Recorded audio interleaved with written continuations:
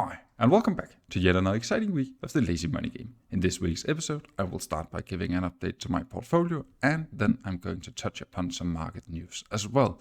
And there's a lot to cover for this week, since I didn't post a video for the last 2 weeks. Unfortunately, I have been too busy, so that just means that there's much more stuff to cover for this week. So let's immediately start with the portfolio update. Well, the first thing we notice is that there was a green circle for this week's episode. The next thing you immediately notice here on the front page is that now there is a cash holding in my portfolio. So that means that I must have sold out of something.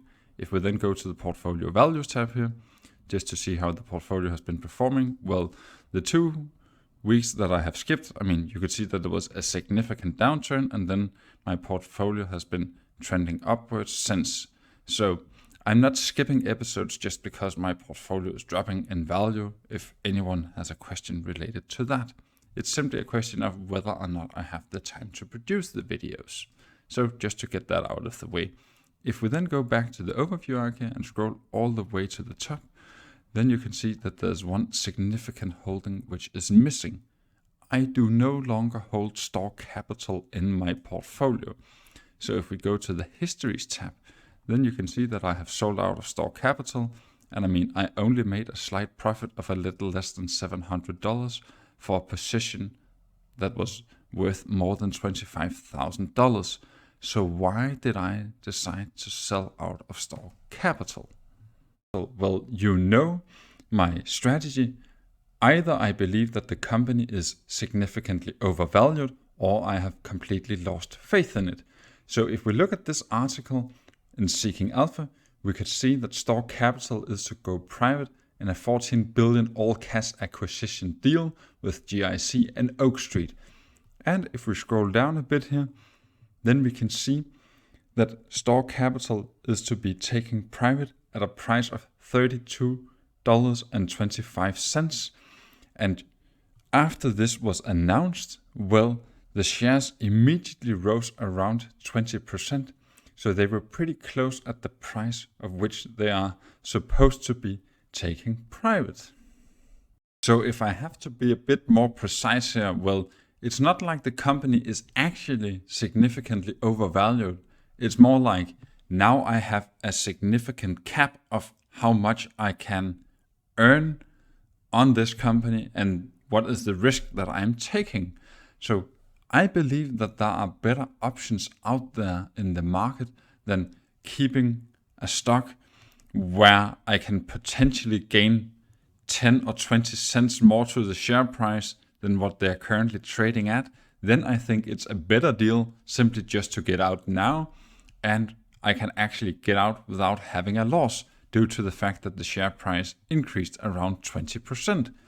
So that was why I decided to sell out of STOR capital, even though this is by far my biggest dividend contributor, and now I will have to do more research and more digging to try and find something I believe can replace STOR capital as a cornerstone investment in my portfolio, since I had around 15% of my capital invested in this company.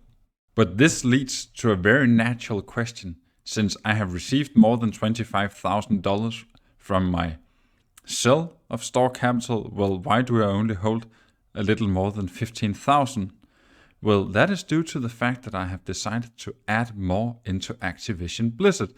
So I have added an additional 140 shares for the price of around $10,700, since I believe that there is a potential much bigger upside here than being invested in STOR capital after this full cash acquisition deal.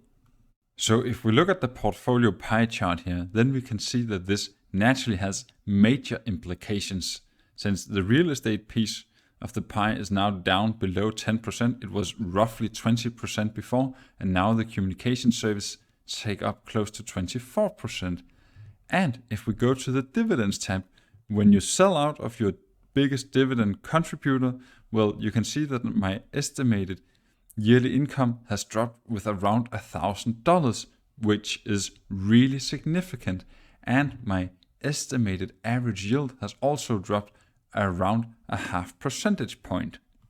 And speaking of the dividends, well, since my last episode, August has finalized, and now you can see here that I have received around $667 for August, and in September I'm already off to a good start since I have received dividends from Agree Realty Corporation, ADC, and Organon, which is around $26 in total. And if we stay for the dividends for just a moment longer, since my plan A of holding STOR capital for a very long time has now come to a halt, I have to come up with a revised plan if I want to continue to see my dividends increase like this. Simply put, that I need to find an alternative investment. And I have already decided to be a little more long-term focused by investing into Activision Blizzard. I know that they are not paying out as much in dividends since they are only paying out once a year, and they are paying out less than a percentage point. So that is also one of the reasons for why the estimated average yield has dropped so significantly. So I mean, if we look at the month-to-month dividends, it's not a straight line here. We just know that the trend is upwards. It will be the same, but now it will be a more bumpy ride than what I would have initially predicted. And speaking of the long term, if we go to the forecast sheet here, since now I have updated my numbers for August, and they are actually higher than what the forecast was, that of course affects the date which I would theoretically be able to retire. So if we scroll all the way down, now we can see that I theoretically will be able to retire in January 2041. And I mean, this jumps back and forth depending on the specific month, since I have no way of getting to $580 in passive income for September.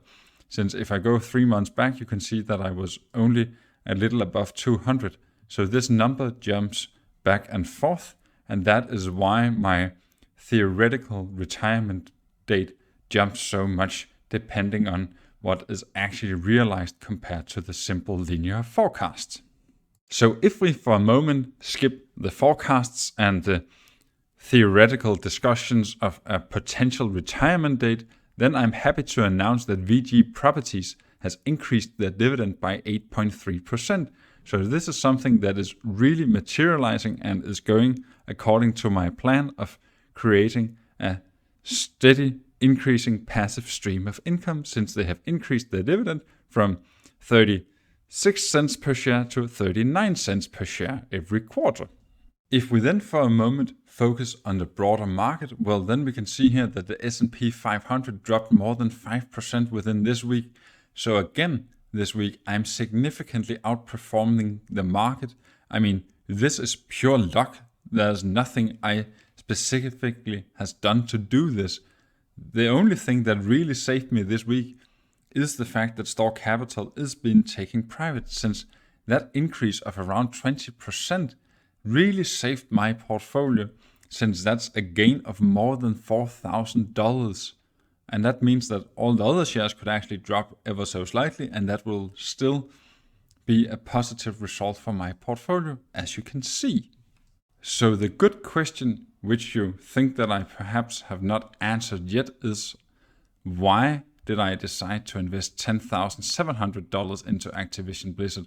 Why not all of the gains from STOR Capital or all of the money I received from my sell?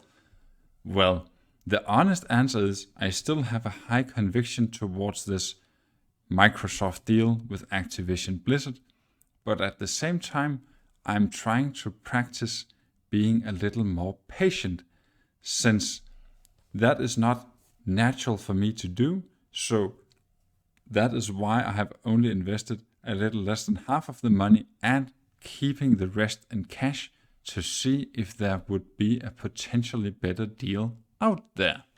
If we then turn to market news, well, ECB has increased the interest rate, and as a consequence, the Danish Central Bank has increased the interest rate, and as a consequence of that, a lot of the major big banks in Denmark has decided to increase the interest rates from 1st of October, meaning that now you will no longer have to pay a negative interest rates on your savings account in the bank.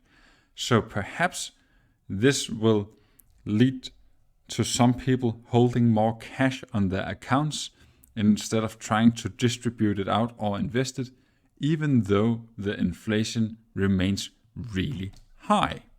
If we then continue to some of the smart money, namely some really big successful investors, namely Dr. Michael J. Burry, who is managing Cycon Asset Management, well, he is really not positive about the market.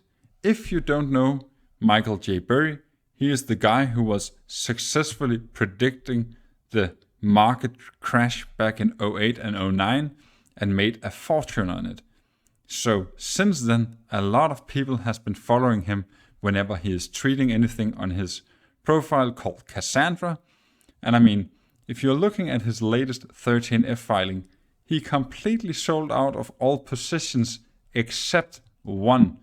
The only position he currently had in his portfolio is an investment in a private prison company. I mean, this must be the most defensive portfolio I have seen in a long time. If you expect criminal activity to go up and you expect to make money from it by investing into private prisons and you're selling out of everything else, I mean, how much more defensive can it be if you're still long shares? So, a natural question to ask here is, of course, well, if I believe that Michael Burry is potentially right, why am I not selling out of all my positions? Well, I simply have to admit that he is a completely different breed than me. He is for sure much smarter and he is trading much more actively than I am. So, I would say that I will just have to be more patient and then see my stocks dropping and then potentially increasing again, since I have this very long-term view. That is what suits me and fits me. That is why there is a market, since people have different opinions. But I am for sure keeping an eye on what he is doing when I'm seeing something which is so drastic as what we are seeing with his portfolio. Only one company in your portfolio and selling out of the rest, that is definitely a hell of a statement. And that is actually why I also think it is important to share that, just to show you that there are very different opinions about the market. Of course, you know that already, but I mean, for me, it's quite key that I keep an interest on people who have the same beliefs as me, but at the same time, I'm also trying to follow some people who have very different opinions, just to make sure that you get a good mixture of different opinions to see if there's something that you might have overlooked, and that actually makes you spend more time developing your strategy. So that actually sums it up for yet another exciting week of the Lazy Money Game. So this was for sure some major updates to my portfolio, and if Michael Burry is right, sometime in the future, we are definitely in for one hell of a roller coaster ride, but time will have to tell. If you have enjoyed the content, then please consider leaving a like. It really helps out the channel a lot. And until I see you next time, bye!